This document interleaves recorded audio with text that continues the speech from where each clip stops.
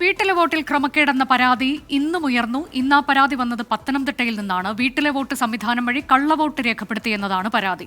6 വർഷം മുൻപ് മരിച്ച മെഴുവേലി സ്വദേശി അന്നമ്മയുടെ പേരിലാണ് വോട്ട് രേഖപ്പെടുത്തിയത്.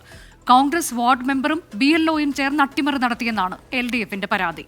വീട്ടിലെ വോട്ടിൽ നടക്കുന്ന ക്രമക്കേടിൽ തെരഞ്ഞെടുപ്പ് കമ്മീഷൻ കർശന നടപടി സ്വീകരിക്കണമെന്ന് മുഖ്യമന്ത്രി ആവശ്യപ്പെട്ടു.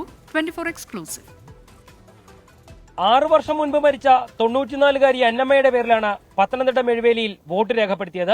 874 അന്നമ്മയുടെ വോട്ടർ പട്ടികയിലെ ക്രമനമ്പർ.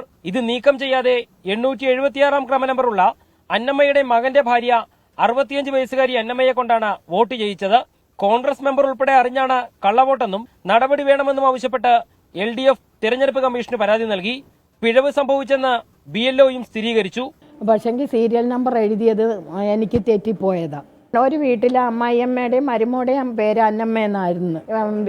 12D പൂരിപ്പിച്ചപ്പോൾ എൻ്റെ ഭാഗത്തു നിന്ന് വന്ന പിഴവ. വിഷയത്തിൽ തിരഞ്ഞെടുപ്പ് കമ്മീഷൻ നടപടി സ്വീകരിക്കണമെന്ന് മുഖ്യമന്ത്രി പറഞ്ഞു. അപ്പോൾ വീട്ടിലെത്തിയ ആ പ്രായമുള്ള ആൾ വോട്ട് ചെയ്യും. ഇതാണ് ഇപ്പോൾ സംഭവിക്കുന്നത്. അതിൽ ക്രമക്കേടുകൾ നടക്കാൻ പാടില്ല. ക്രമക്കേട് നടന്നാൽ കർക്കശമായ നടപടി കമ്മീഷൻ സ്വീകരിക്കുകയും വേണം. നിലവിൽ പരാതിക്കാരുടെ ഉൾപ്പെടെ മൊഴി തെരഞ്ഞെടുപ്പ് കമ്മീഷൻ രേഖപ്പെടുത്തിയിട്ടുണ്ട്. ഉദ്യോഗസ്ഥർക്കുൾപ്പെടെ ഗുരുതര വീഴ്ച സംഭവിച്ചുവെന്നാണ് കമ്മീഷന്റെ വിലയിരുത്തൽ.